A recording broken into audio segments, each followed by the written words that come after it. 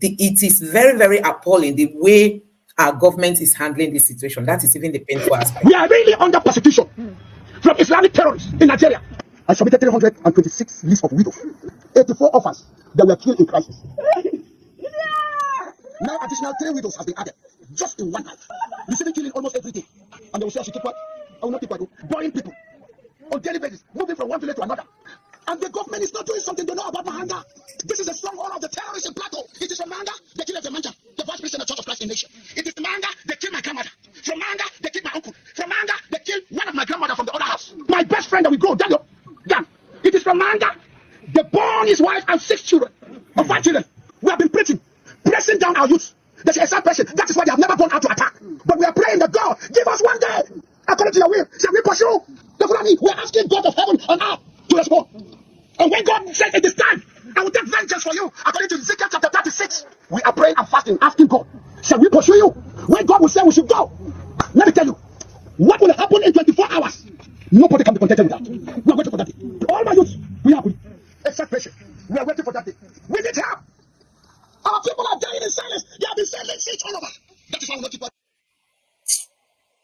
So guys, it's really, really so touching listening to this man. You can imagine what women in these communities are going through. As in, you will wake up to just discover that your husband's life is gone. As in, look at it. So this latest one now, they have more than hundreds people whose lives have been taken away from them, and then those that are injured are not even included. They also have missing people that they can't even account their whereabouts. They don't even know where they are. And that is the kind of country we are living in. One just keep asking, when are all these things going to stop? I mean, the state governor too equally made a speech, but so many people have condemned the handling of this issue, because sometimes these governors, they just sit down and wait for the federal government. And you know that this federal government, they are after their political position. Tinubu may not really want to go hard on the Fulanis because it might disrupt his victory come 2027. That's the way he'll be looking at it.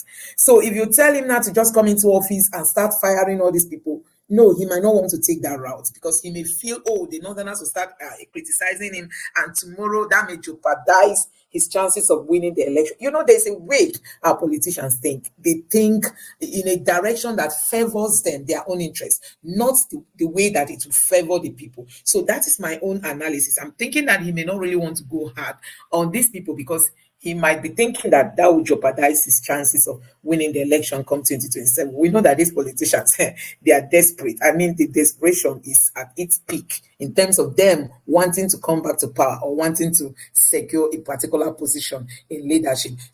But in a situation where we have cases like this, don't forget we have numerous IDP people. I mean, Nigerians living in IDP camps. This government has come in, they are close to 1 year. They are not even talking about the IDP peoples. These are like people who say these are time bombs waiting to explode, because if these children don't get proper education, if they are not properly parented, you know what that means for this country. We already have a lot of out-of-school children in the north, especially. It's not as if we don't have them in other parts of the country, but we know that the population is huge in the north.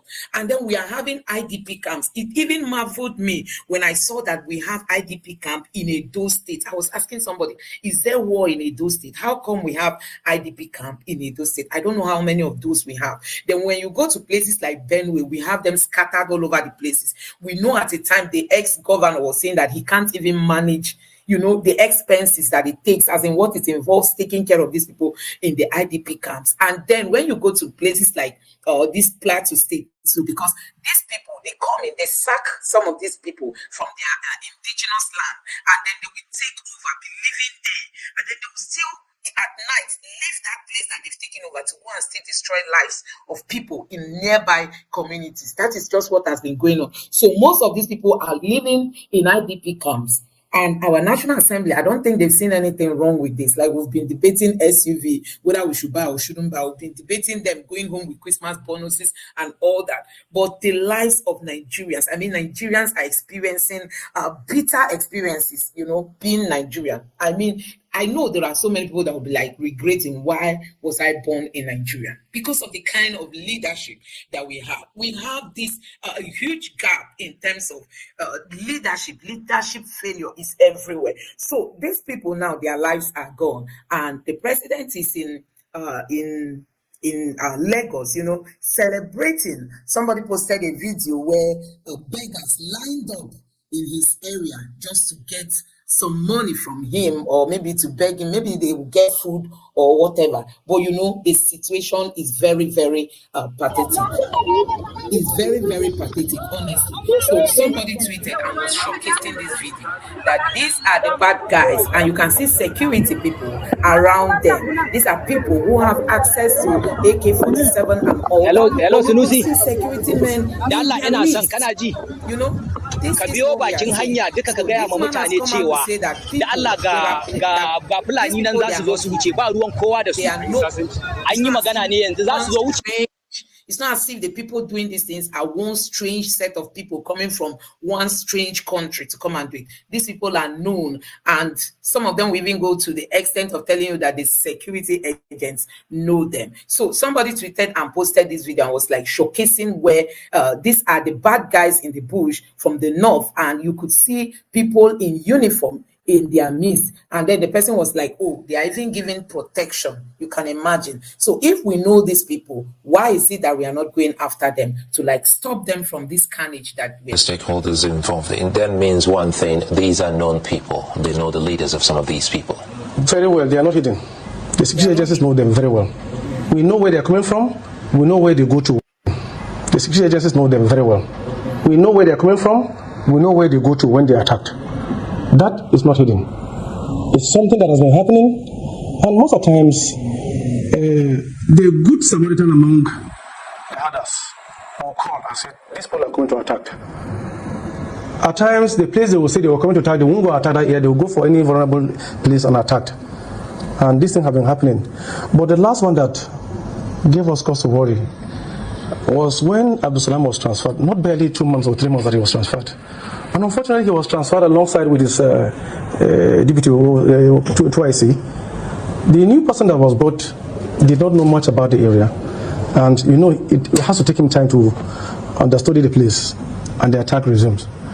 Within the space of 2 or 3 months, I'm telling you, embark in Ladia Room again. Ladia Room, about 20 villages have been attacked within this period. These are humans. We're not talking about cattle.